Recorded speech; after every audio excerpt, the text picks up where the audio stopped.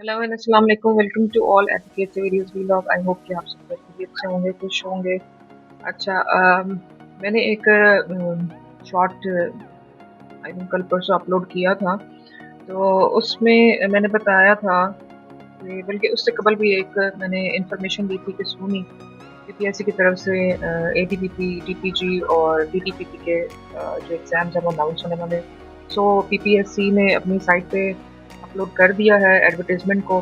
तो जैसे कि मैंने आपको कहा था, एक हम डिटेल वीडियो बनाएंगे कि ये जो जॉब्स हैं इनमें इनका एजुकेशन क्राइटेरिया क्या है, इनका एज लिमिट क्या है, और इसके अलावा इसकी लास्ट डेट और सिलेबस क्या है।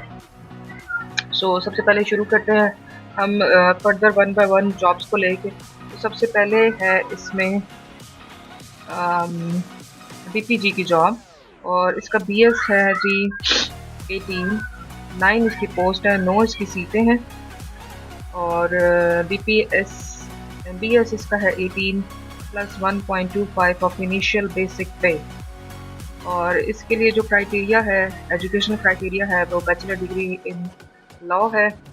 और प्लस इसका है 8 years of practising as advocate high court. High court की 8 साल की प्रैक्टिस चाहिए होगी, या फिर इसमें लॉ की डिग्री हो, पोस्ट ग्रेजुएट डिग्री हो, यानी आफ्टर बीए अगर आपने एलएलबी किया है तो उसमें आपको चाहिए होगी प्रैक्टिस 6 years। और अगर 10 year एक्सपीरियंस है इन प्रिस्क्राइब सिविल सर्विसेज, यानी कोई गवर्नमेंट मुलाजिम हो आपको संभाले से। तो तीसरा है इसका bachelor degree in law from a university recognized by the Higher Education Commission, and 7 year experience as an as the public prosecutor, यानी कि 7 साल आप पब्लिक प्रोसिक्यूटर रहे हों तो आप बीपीजी की सीट के लिए फॉल करते हैं, उसके क्राइटेरिया में फॉल करते हैं। अच्छा, अब इसकी हम एज पे आ जाते हैं। तो एज इसकी है कि 35 ईयर्स से ले के 50 ईयर्स तक के मेल, और उनको 5 साल की रिलैक्सेशन दी गई है, यानी 55 ईयर्स तक की जो एज है मेल्स की, वो लोग इसमें कर सकते हैं, अप्लाई कर सकते हैं। इसके अलावा फीमेल्स का है 35 से लेके 50 ईयर्स तक, प्लस उनको 8 ईयर्स की रिलैक्सेशन दी गई है। ठीक है, यानी कि 35 से ऑनवर्ड्स और 55 तक की एज मेल्स के लिए, और 35 से ऑनवर्ड्स और 58 ईयर्स के लिए ईयर्स की फीमेल्स जो हैं वो डीपीजी के लिए। और फर्दर जो पहले मैंने आपको एजुकेशन बैकग्राउंड बताया है और एक्सपीरियंस बताया है कि वो डीपीजी के लिए अप्लाई कर सकते हैं।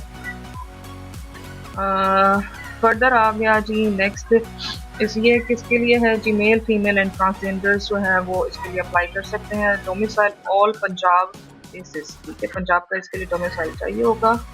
और प्लेसेस ऑफ पोस्टिंग जो है एनीवेयर इन पंजाब, पंजाब के अंदर कहीं भी वो आपको पोस्ट कर सकते हैं। Now coming to the syllabus, इसका सिलेबस क्या है, हम बीपीजी के लिए बात कर रहे हैं। मैं फिर रिमाइंड करा दूँ आपको। तो इसके होने लगे हैं 1 2 3 4 5, इसके होने लगे हैं जी 5 पेपर। पहला है आपका क्रिमिनल लॉ 1। प्रोसीजर है, ऑब्जेक्टिव 25 मार्क्स का होगा और सब्जेक्टिव होगा इसका 75 मार्क्स का, यानी कि 100 मार्क्स का ये पेपर होगा क्रिमिनल लॉ 1। इसके बाद क्रिमिनल लॉ 2 है, इसका सब्सटेंटिव है और ऑब्जेक्टिव इसका 25% होगा और 75% अगेन इसका सब्जेक्टिव होगा, तो ये भी 100 मार्क्स का ही आपका पेपर होगा। तीसरा अगेन आ गया है आपका criminal law which is based on evidence, ठीक है, यानी कि एविडेंस एक्यूरेट शो है, तो इसका ऑब्जेक्टिव होगा आपका 25 और अगेन 75 इसका सब्जेक्टिव होगा, यानी ये भी 100 मार्क्स का पेपर होगा। फोर्थ आपका कॉन्स्टिट्यूशनल क्रिमिनल लॉ है, ऑब्जेक्टिव 25 मार्क्स है और सब्जेक्टिव 75 मार्क्स है, ये भी 100 मार्क्स का पेपर होगा। और फिफ्थ आपका पेपर है इंग्लिश का, जो कि होगा 50 मार्क्स का, और उसके बाद आपका साइकोलॉजिकल असेसमेंट प्लस वाई वो भी आपका 100 मार्क्स का होगा। अच्छा, आगे इसके लिए नोट है जी, written exam will be held in phases में होंगे। नंबर 2 है, candidate should have to obtain 40% marks in each paper and 50% marks in aggregate, यानी एग्रीगेटेड 50 होगा, अदरवाइज पर सब्जेक्ट 40 मार्क्स आपके होने चाहिए, वो क्वालिफाई कर सकता है। और thereafter a candidate shall also secure 50% marks in the interview में भी उसको 50% उसके मार्क्स होंगे, तो वो क्वालिफाई करेंगे। तो ये हैं जी डिटेल्स आपकी डीपीजी के लिए, ठीक है। डीपीजी यानी डिप्टी प्रोसिक्यूटर जनरल। नेक्स्ट आ जाते हैं जी, पोस्ट है ADBP की, असिस्टेंट डिस्ट्रिक्ट पब्लिक प्रोसिक्यूटर। इसकी नंबर ऑफ पोस्ट है यानी कि इसकी जो सीट्स हैं वो है 85, और इसका स्केल जो है BS 17 है प्लस 1.0 ऑफ इनिशियल बेसिक पे है।